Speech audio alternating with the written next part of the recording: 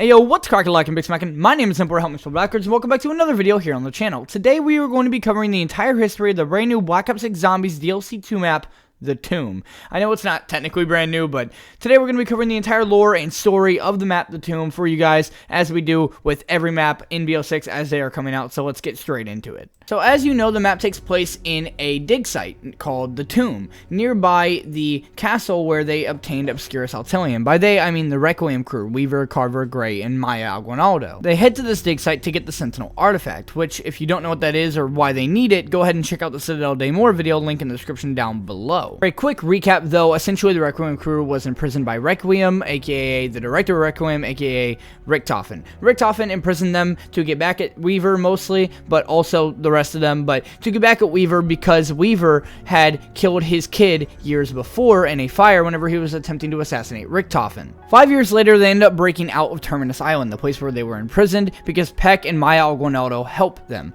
Maya Aguinaldo helped them and was helping Peck because she wanted to find her lost brother, Nathan Aguinaldo, who had been human trafficked to Terminus Island and turned into an amalgam. They end up having to put him down as she does the final blow. After that, they then break out of Terminus, and whenever they do, the SAM AI bot that was developed by Richtofen tells them that Richtofen is headed towards Citadel Daymore, a castle in the Principality of Avalon in France, where they might find the Sentinel Artifact. The Sentinel Artifact is an artifact that allows you to control Prima Materia, and that's probably why he wants it. Prima Materia is a material that was found in the Earth's core, deep into the Earth's surface, and whenever empires would find it and mine it, they would become glorious empires. They would rise drastically, but eventually they would get corrupt by the Prima Materia and they would always fall and fail. Richtofen then hires the French Syndicate, which is a gang in France, kind of mafia style, that is actually responsible for Nathan Aguinaldo, Maya Aguinaldo's brother, being sent to Terminus Island, as the leader of the gang, Franco, is the one who sent him there and trafficked him. Richtofen hires the French Syndicate to find Gabriel Croft and torture information out of him about the whereabouts of the Sentinel Artifact. The reason why he thought that Gabriel Croft would have any information on it is because Gabriel Croft is a demonologist from way back who has experience with the Dark Aether and all kinds of magic stuff like this. Along with that, Gabriel Croft is Richtofen's adopted father. Unbeknownst to Richtofen, though, the person at the French Syndicate who was chosen to torture the information out of Gabriel Croft was actually a man by the name of Sergei Ravnov. And not only would he fail to do that, but he actually is a former Omega Group operative and a former Requiem crew member. Sergei Ravnov would fail to get any information out of Gabriel Croft and would proceed to actually work with the Requiem crew once they got there to help free Gabriel Croft and find the Sentinel Artifact. Although they weren't able to find it, but they did find an amulet that will lead them to the Sentinel Artifact called Obscurus Altilium.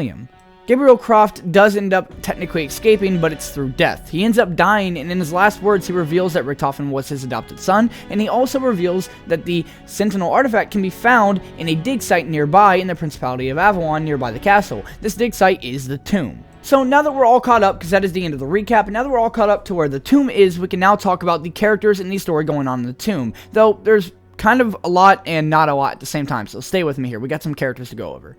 So the first character I want to go over today is a man by the name of Alistair Rhodes. Alistair Rhodes was originally in the Chaos story in Black Ops 4 and referenced in the Vanguard story. Alistair Rhodes was a passionate, obsessive archaeologist who found himself fascinated with the idea of the unknown.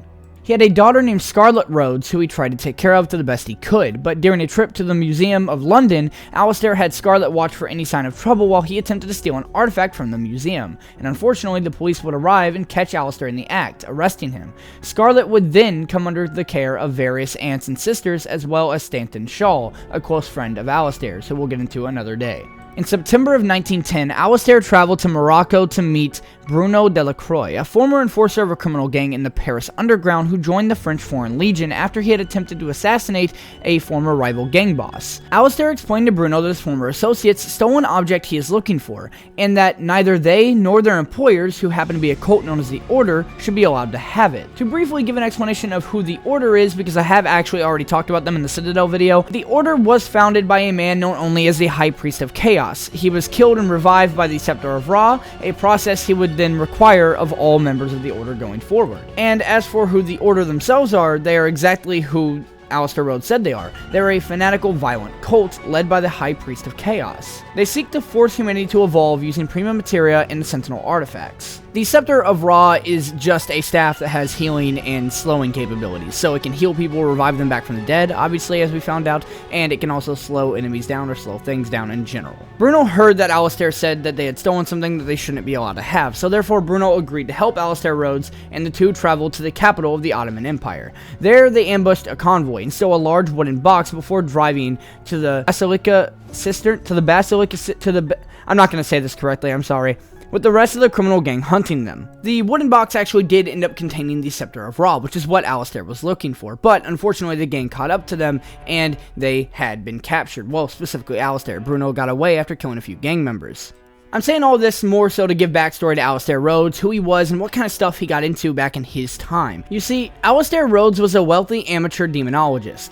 I say that because it's important to note. Gabriel Croft actually mentions in Vanguard Zombies that a big inspiration of his and an idol of his was actually Aleister Rhodes. During the past, Aleister Rhodes would write and research about powerful objects known as Sentinel artifacts. And in 1908, Rhodes hired Sir Archibald to recover a Sentinel artifact believed to be located in the Principality of Avalon, paying a large amount for the excavation to be efficient. In 1913, Aleister Rhodes participated in the International Exposition in Belgium. During a reading of the Magus Handbook, Rhodes ended up meeting an inquisitive little boy named Gabriel Croft. So the reason why Aleister Rhodes wanted to hire Sir Archibald in 1908 was because he wanted him to find the Sentinel artifact. He believed he could do this because he was a world-renowned archaeologist. At first, Sir Archibald was actually going to refuse. The reason he refused initially is because Aleister Rhodes requested that he not publish his findings publicly, which obviously Sir Archibald, being a world-renowned archaeologist, wasn't a big fan of. Aleister, however, ended up proposing that he would help Archibald with a personal conflict and he would help him resolve it, and it was with the Egyptian government. So Archibald agreed,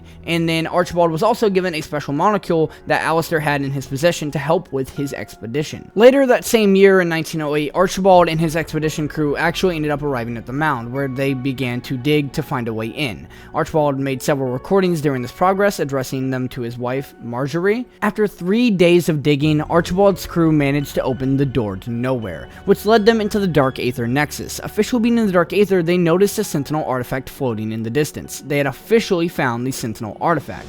Archibald urged his men to find a way to cross the gap, because there was no bridge. They managed to uncover the ancient Staff of Ice and used it to fend off waves of zombies that were attacking them in the Nexus and were corrupted by the Dark Aether. However, zombies weren't the only threat they faced, as a lot of Archibald's men also suffered great losses due to, well, his own incompetence, which is evident by the fact that they actually triggered an arrow trap that ended up killing several of his men. As they continued to bridge the gap between them in the Dark Aether Nexus and the Sentinel artifact, Archibald's crew would shrink. It would become a third of the size it was, and then half of the size it was, and then even less, after losing more and more men to trials that were required to even bridge the gap in the first place to the Sentinel artifact. Eventually, Archibald would open the path and bridge the gap to the Sentinel artifact, but it was at a cost. Archibald was the last man standing of his entire crew and expedition. As the gap was bridged more and more and the path opened up, he made his way towards the Sentinel artifact, and as he did, he noticed a decanter on the ground. Assuming that it was from his then dead valet, he attempted to pick it up, only for the decanter to reveal itself as a mimic, a Dark Aether creature in disguise. The mimic can portray itself as many different things, and in this case it was a decanter. Archibald was killed, but as he was being killed, he uttered one last word, "Mother," before succumbing to his death. And as for the monocle, well, that was swallowed by the mimic that had killed Archibald. And that brings us back to the modern time. Well, modern time for the story.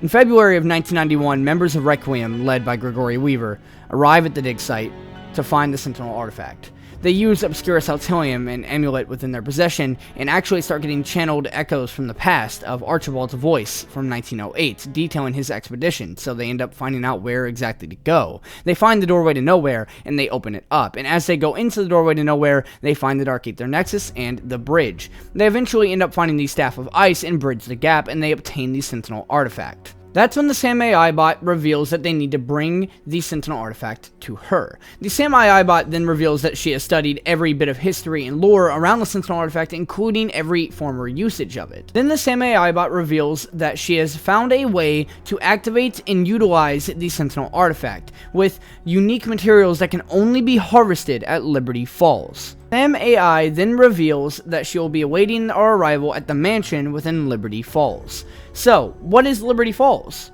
Well, about that, that'll be a story for the next video, probably, in the lore videos that I'm doing. I'm kind of trying to tell like a cool, unique story with them, but at the same time, I don't know.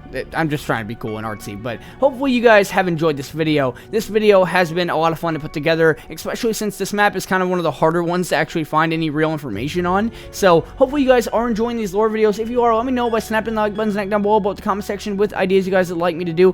And if you have made it this far in the video, comment down below, comment artifact. I would just appreciate that so much. Thank you. And subscribe. Or not. It's your future. I'll see you guys in the next video, in the next stream, and in the next map. Peace out.